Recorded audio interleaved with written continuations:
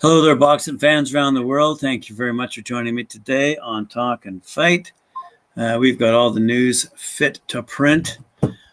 Starting off with the Men's World Boxing Championships are about to be held in Belgrade.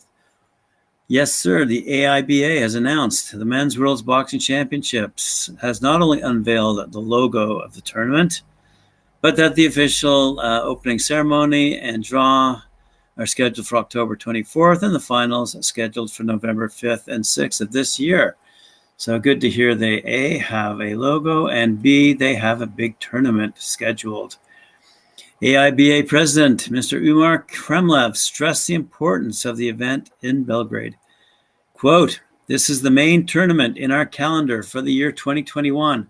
Therefore, we are ready to celebrate the sport of boxing with amazing fights, the emotions of the participants, and the attention of global audience. It's a great honor for each and every athlete to show their best when the world's watching." The AIBA Secretary General added, "Being an athlete, I paid special attention to my preparation for the World Championships. It's a great tournament, and I would like to wish the best of luck to the local organizing committee to conduct a successful competition for the sake of our boxers. I am happy to see that the preparations are going well so far." I certainly hope so. But October's a month away, and I look forward to seeing some of the results and some up-and-coming amateurs, as do you, I'm sure. Speaking of up-and-coming, Josh Holmes headlines against Johnny Phillips over in Lancashire this Friday. Yes, as everyone knows, I was born in Lancashire, so this is news. At the Municipal Hall in Colne, Lancashire, this Saturday, featherweight Josh Holmes gets a homecoming on Friday, September 3rd, when the Fight Zone cameras will be zoned in on him as he fights Johnny Phillips at the Municipal Hall in Colne. Remember, it's a venue that always guarantees a great atmosphere, and good luck to both of those fighters. Speaking of Josh, Josh Taylor is up against Jack Caddell. That fight's been confirmed to be held at SSE Hydro in Glasgow, in Scotland. The undisputed super lightweight world title showdown between Josh Taylor and Jack Caddell has officially been confirmed for later this year. The two men will meet at the SSE Hydro in Glasgow on Saturday, 18th of December, a top-rank event, and to be broadcast live in the UK on Sky Sports. Taylor's 18-0. He's undefeated with 13 knockouts. And he became the undisputed champion back in May when he defeated Jose Ramirez by unanimous decision to add the WBC and WBO belts to his WBA and IBF collection. The Edinburgh hero also holds wins over the likes of Regis Prograis, Ivan Brecek, Victor Postol in his career, and we're hoping it is a happy homecoming later this year as he prepares for his first fight in Scotland since May of 2019.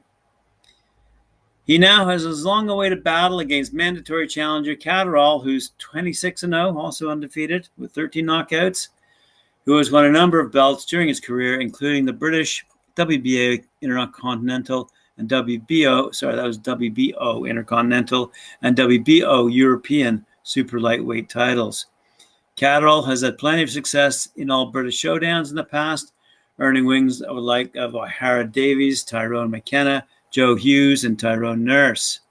So good luck to those fighters in Scotland. MTK Global has announced a couple of interesting shows coming up. Beginning on Saturday, 2nd of October, at the SSE Wembley Arena, along with Boxer and Wasserman Boxing, co-promoting event that sees Liam Taylor challenge David Avanesyan for his European welterweight title. Taylor, who's 23-1-1 with 11 knockouts, was last in action in July, stopping Tommy Broadbent in the first round, following on from an impressive unanimous decision win over Darren Tetley in a Fight of the Year contender in August 2020. As I said, he now faces Avanesyan, who's 27-3-1 with 15 knockouts, who stopped Josh Kelly in February to make the third successful defense of his European title he won back in 2019.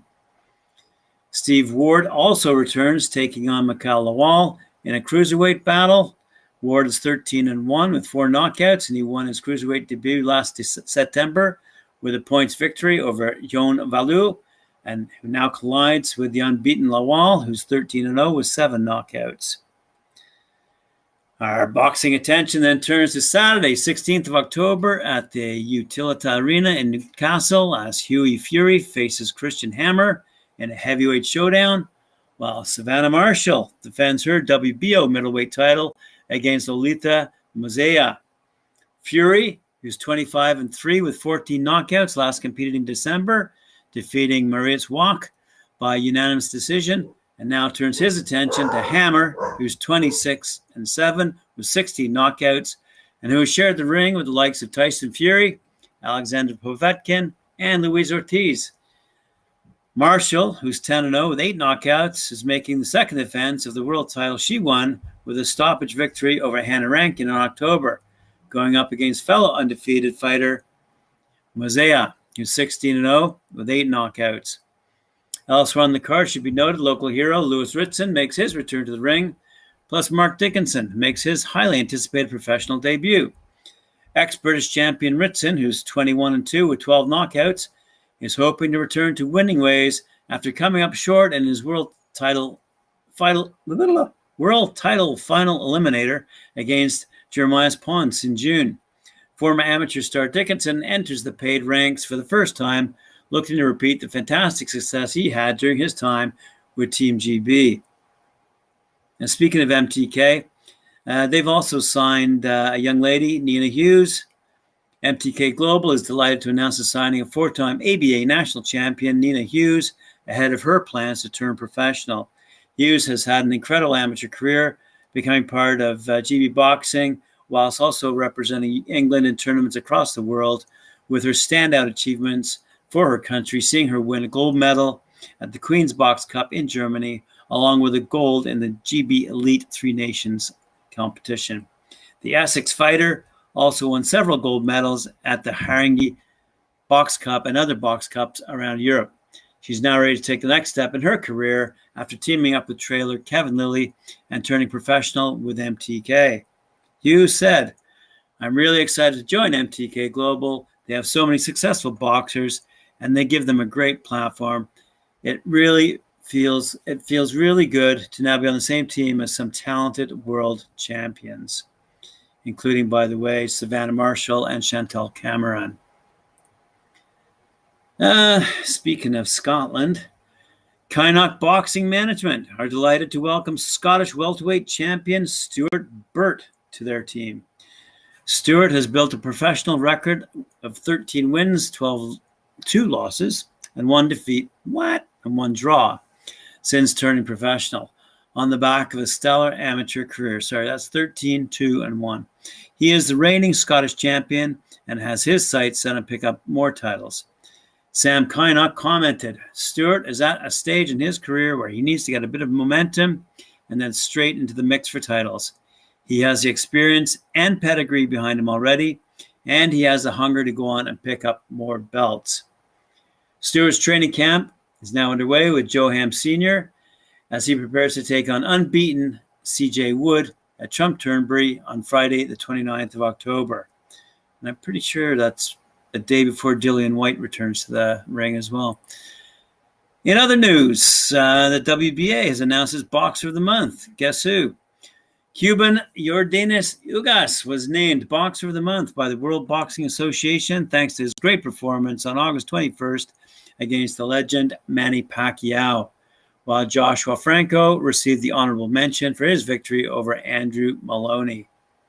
In other WBA news, it should be noted that Arislandi Lara has kept the middleweight world title and has relinquished the super welterweight title of the WBA's belts. In the midst of the title reduction plan, the Pioneer organization has sent a communication to the Cuban champion, who reigned in both categories, to choose in which of both he would like to continue to perform. Lara responded this week and chose to keep his 160 pounds black and gold belt.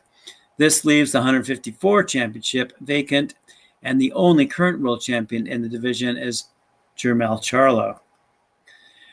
The Southpaw Fighters team has also informed they are working with Lara's next defense at middleweight, and that the veteran is very much motivated as for what is to come in his career as champion of that division.